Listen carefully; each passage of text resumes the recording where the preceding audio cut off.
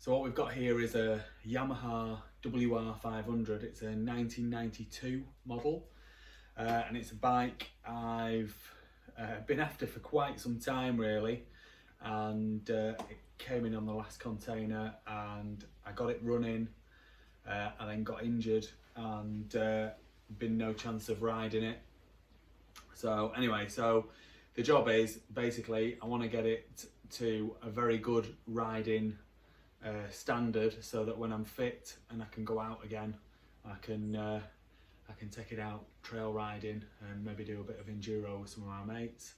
I've not done enduro or trail riding really for quite a long time, so I'm quite excited to do that.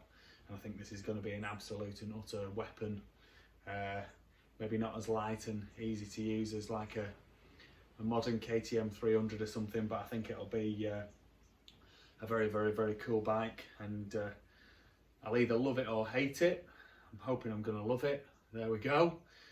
So the job is, it's not registered in the UK yet, so I've got the US title for it, which basically proves what year it was manufactured, and I've got the Nova certificate for it, which proves that I've paid the import duty. I then need to get it MOT'd, and I need to get it insured on its chassis number before the DVLA will issue me with a reg number, an age-related reg number.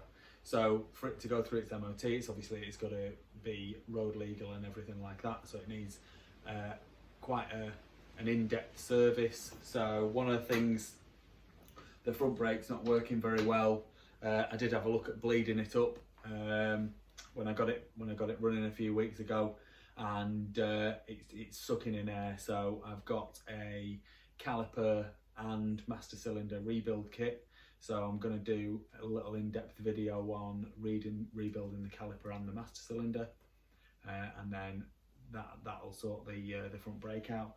The front forks, they're leaking, so again I'm going to do a little bit of an in-depth video on doing the fork seals, cleaning those forks out and sorting them out.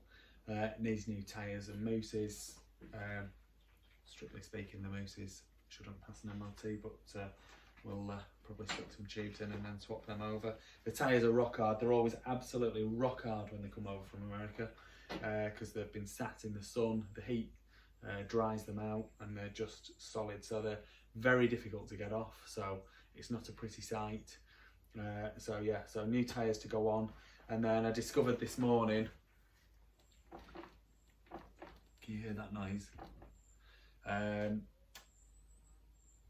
I had a look at it, and basically it's the top shock bearing has gone, and also the linkage bearings have gone, so all of them need to be replaced.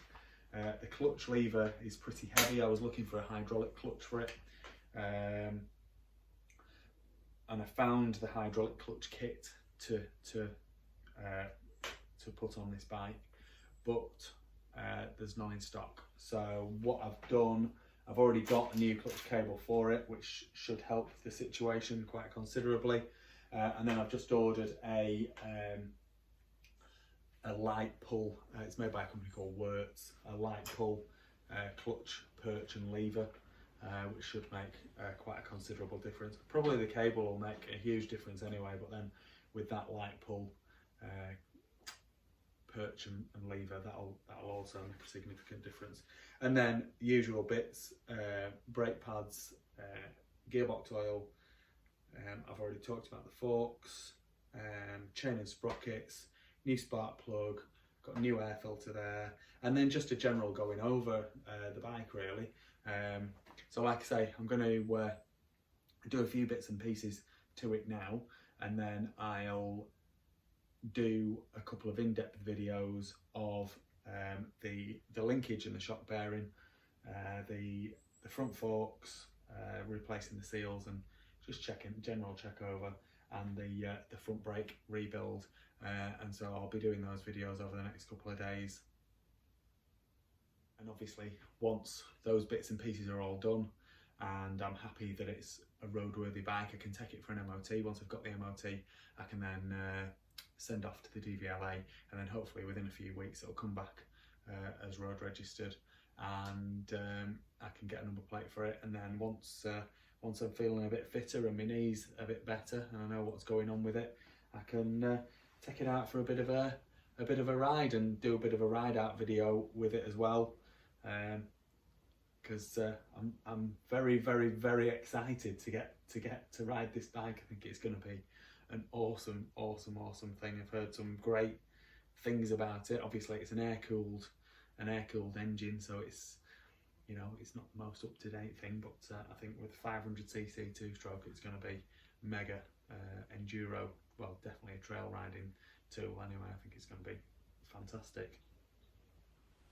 Please like this video and subscribe to my YouTube channel. Just search Phoenix Motos.